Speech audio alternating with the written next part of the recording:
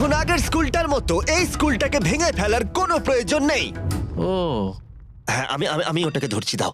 হ্যাঁ, তাই এখন আমরা এটাকে নতুন করে সাজাবো। এটা সত্যি ভাবতে অবাক লাগে যে 250-এরও বেশি বাচ্চা এই অবস্থায় স্কুলে আসতো। তাই আমরা সবটুকু দিয়ে চেষ্টা করব। প্রথমেই আমরা দেয়াল রং করা দিয়ে শুরু করব। ও এবার বুঝেছি, তুমি ছোট জায়গাটা আমার জন্য বাঁচিয়ে রেখেছিলে। হ্যাঁ, কিন্তু তুমি এরকম কেন ভাবছো? আমি আমার কাজটা বুঝতে পেরেছি।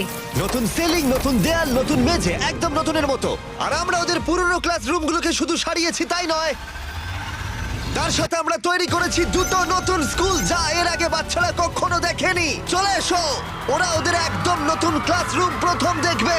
যাও গিয়ে দেখো। ও মাই গড, এরা কতটা এক্সাইটেড দেখো। দেখো, আমি মিথ্যে কথা বলিনি যে 250-এরও বেশি বাচ্চা স্কুলে পড়াশোনা করে। আর এখন ওদের কাছে শেখার জন্য দুটো নতুন ক্লাসরুম রয়েছে। তোমাদের নতুন ক্লাসরুম কেমন লাগলো? ওরা কত খুশি দেখো। ঠিক আছে, ওই দিকটা চলো। আমি সত্যি এখন খুব খুশি, তোমাদের কাছে আমরা কৃতজ্ঞ। হ্যাঁ, খুব ভালো। হ্যাঁ, খুব ভালো। এদের মধ্যে অনেকেই তাদের গোটা জীবনে খেলনা কখনো দেখেনি। আর দেখো, এরা খুবই মজা করছে, একে অপরের সাথে মিলেমিশে খেলা করছে। এখন এদের স্কুল অ্যাটেন্ডেন্সও বাড়বে, তার সাথে ওরা সবাই মিলে খুব আনন্দ করবে। এটা করতে পারে আমার খুবই ভালো লাগছে। এই স্কুলের প্রিন্সিপাল আমাকে বলল যে এই স্কুলের দুজন টিচার তাদের স্যালারির অর্ধেকটা খরচা করে দেয় যাতায়াতে। অনেক ঘন্টা লেগে যায় ওদের স্কুলে আসতে, যেটা সত্যিই খুব দুর্ভাগ্যজনক আর একদমই হওয়া উচিত নয়। আর এই জন্য জোসেফ আর ম্যানুয়েল তোমাদের চোখের কাপড় খুলে ফেলো। আর এই দেখো তোমাদের একদম নতুন বাড়ি। ভেতরে চলে এসো, তোমাদেরকে ঘুরে দেখাই। চলো দেখো একবার রুমটা। হ্যাঁ, এসো। এই সব কিছু আমাদের। Wow Wow! ওয়াও ওয়াও এসো ভাই। কিন্তু তোমাদের এই অ্যাপার্টমেন্টটাকে ভাগ করতে হবে না। হ্যাঁ। এটা তোমার অ্যাপার্টমেন্ট আর তুমি আমার সাথে কি? চলো।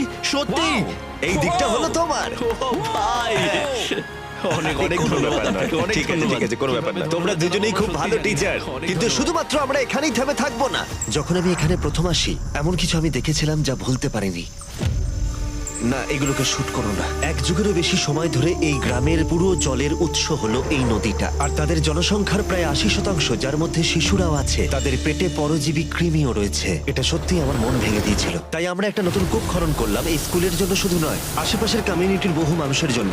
চ্যান্ডলার, তুমি জানো এর মানে কি? এটা বিশুদ্ধ পানীয় জল। স্কুলগুলো এখন বিশুদ্ধ পানীয় জল পাবে। তার সাথে আমরা নতুন বাথরুমও তৈরি করেছি, যেটা সবাই ব্যবহারও করতে পারবে। আর আমরা এখানে সিঙ্কও তৈরি করেছি, নতুন কূপ থেকে এখানে ডাইরেক্ট জল আসবে। তার সাথে আমরা একটা নতুন কিচেনও তৈরি করেছি, যেখানে গোটা স্কুলের রান্না হবে। ভেতরে এসো। প্রতিদিন স্কুলের বাচ্চাদের খাবার তৈরি করতে যা যা দরকার সবই এখানে রয়েছে। আমি তোমাদের বলতে চাইবো, আগামী 5 বছরের জন্য প্রত্যেকটা স্কুলের দিন আমরা প্রত্যেকটা স্টুডেন্টকে ফ্রি লাঞ্চ দেবো। আমি খুব খুশি হয়েছি, আমি বুঝতে পারছি না আমি কি এই বলবো। ক্যালেন্ডার থেকে যে কোনো একটা দিন বেছে নাও। 2030 2030-এর মে মাস, ততদিন আমরা ফ্রিতে খাওয়াবো। এটা সম্ভব? সত্যি বলছো? হ্যাঁ, এটা সত্যি, আমরা দিচ্ছি। আমি বিশ্বাসই করতে পারছি না, মানে আমি হ্যাঁ। এটা আমার কাছে একটা স্বপ্নের মতো। হ্যাঁ। আমি ওদের বলতে চাই। হ্যাঁ, গিয়ে বলো, চলো যাও। গিয়ে ঠিক বলি। আছে, ঠিক আছে। এর পরবর্তী 5 বছরের জন্য ওরা আমাদের সবাইকে খাওয়াবে প্রত্যেক দিন।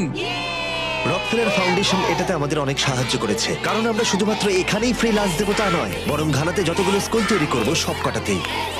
তোমাদেরকে আমার নাম বলতে হবে না। আরে থ্যাংক ইউ, তোমাদের করতে হবে না। আমরা এখানে $500,000-এরও বেশি খরচা করেছি শুধুমাত্র এই কম্পাউন্ডটার জন্যই, আর কোনো স্কুলে নয়, শুধুমাত্র এটার জন্যই। আর এখনো শেষ হয়নি, এটা হয়তো $1 মিলিয়নেরও বেশি ক্রস করে যাবে এই বছরের শেষে। শুধুমাত্র এই স্কুলগুলো এবং কমিউনিটিগুলো যাতে উন্নত হয়, বাচ্চাদের এবং টিচারদের জীবনযাত্রার মান যাতে উন্নত হয়, এখানে আমরা যা কাজ করছি তার প্রভাব আগামী কয়েক প্রজন্ম ধরে থাকবে। শুনতে মজা লাগলেও এদের জন্য যেহেতু আমরা এত সবকিছু করেছি, ওরা আমাকে উন্নয়নের প্রধানের স্বীকৃতি দিল। জিমি, তুমি যেটা বলো সেটা করেও দেখাও। তোমাদের এসব কিছু করার কোনো দরকার ছিল না, কিন্তু তবুও ধন্যবাদ।